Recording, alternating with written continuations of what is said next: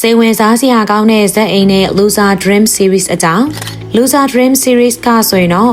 မီဆာကီရဲ့နာမည်တူဝတ္ထုတွေကိုပြန်လည်အသက်သွင်းပြီးတော့ရိုက်ကူးသွားမှာဖြစ်က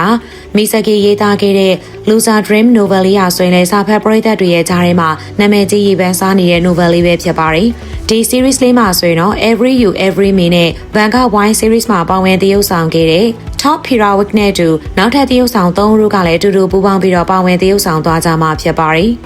ဒေါက်တာဝင်းခွန်ကျင်းအင်းဆိုတဲ့ character တွေထဲမှာပါဝင်သရုပ်ဆောင်သွားကြမဲ့သရုပ်ဆောင်၃ဦးကို not case အဖြစ်နဲ့ဖော်ပြထားပြီးတော့ဘယ်သူတွေဖြစ်မလဲဆိုတာတော့အတိနဲ့မကြေညာသေးပါဘူး။ဇလန်ပုံစံလေးကတော့အတိတ်ကပြဿနာတချို့ကိုအိမ်မက်ကနေတဆင့်ထိန်းချုပ်ပြီးတော့ဖြေရှင်းဖို့စူးစမ်းနေတဲ့လူငယ်လေးကြောင့်ပါပဲ။ဒါပေမဲ့အိမ်မက်တွေကလက်တွေ့လောကမှာအမှန်တကယ်ဖြစ်လာတဲ့ချိန်မှာတော့ရှုပ်ထွေးပွေလေးတဲ့ဇလန်တစ်ပုဒ်ကိုဥတီလာစေခဲ့ပြီးဘလို့ကင်တွေဖြေရှင်းသွားမှာလဲ။လူသက်သမားတွေကိုရှာဖွေဖို့နဲ့ပါဝင်ပတ်သက်လာတဲ့အခြေရေးတွေကြားထဲမှာဘလို့ဆက်လက်လှုပ်ဆောင်သွားမလဲဆိုတာတွေကိုရှင်ခုံစွာနဲ့စောင့်ကြည့်အောင်ပဲဇလန်ကောင်းလေးပဲဖြစ်ပါတယ်။အဆုံးထိလိုက်ပါကြည့်ရှုပေးကြတဲ့အတွက်အားလုံးကိုကျေးဇူးအများကြီးတင်ပါတယ်ရှင်။